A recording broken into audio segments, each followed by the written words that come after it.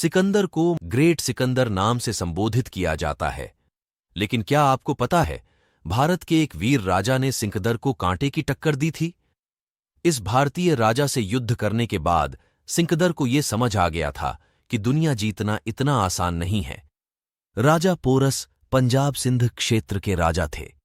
उनके राज्य का नाम पुरवास था, जो पंजाब में झेलम नदी से छेनाब नदी तक फैला था। इतिहासकारों के अनुसार राजा पोरस पोरवा वंश के राजा था। उनका साम्राज्य 340 ईसा पूर्व से 315 ईसा पूर्व तक बताया जाता है। जब सिकंदर दुनिया में तबाही मचाते हुए भारत पहुंचा तो उसका सामना राजा पोरस से हुआ। दरअसल हिंदुस्तान में घुसने के लिए झेलम और चिनाब नदियों को पार करना जरूरी था, लेकिन यहां राजा पोरस का साम्राज्य था। उस समय जो राज्य सिकंदर के सामने घुटने नहीं टेकता था, उस पर सिकंदर आक्रमण कर देता था। सिकंदर की विशाल सेना को देखकर गांधार तक्षशिला के राजा आम्भी ने उसका स्वागत किया और उसकी मदद भी की। लेकिन राजा पोरस ने अलेक्जेंडर सिकंदर की अधीनता स्वीकार नहीं की। इसके बाद सिकंदर ने राजा पोरस पर आक्रमण कर दिया।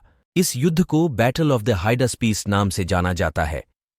इस युद्ध में राजा पोरस ने बड़ी वीरता दिखाते हुए सिकंदर का सामना किया। सिकंदर ने राजा आम्भी की मदद से जैसे ही झेलम नदी को पार किया, वैसे ही राजा पोरस की सेना से उसका मुकाबला हुआ। इतिहासकार बताते हैं कि राजा पोरस के पास गज सेना थी। पोरस की सेना ने यवन सेना के छक्के छुड़ा दिए। राजा पोरस के सेनापति हाथियों पर सवार थे। ऐसे में सिकंदर की सेना तमाम कोशिशों के बाद भी उन्हें नहीं हरा पा रही थी। युद्ध के पहले दिन ही सिकंदर के कई सैनिक जख्मी हो गए। बताया जाता है कि राजा पोरस के भाई अमर ने भाले से सिकंदर के घोड़े बुकीफाइलस को मार गिराया।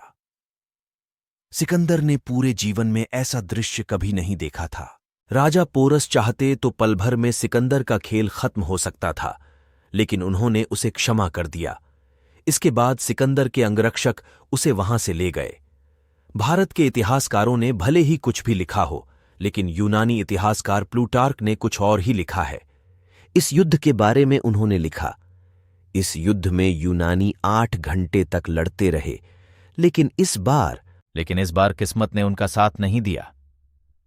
प्लूटार्क के इस वाक्य से समझ में आता है कि इस युद्ध में सिकंदर की हार हुई।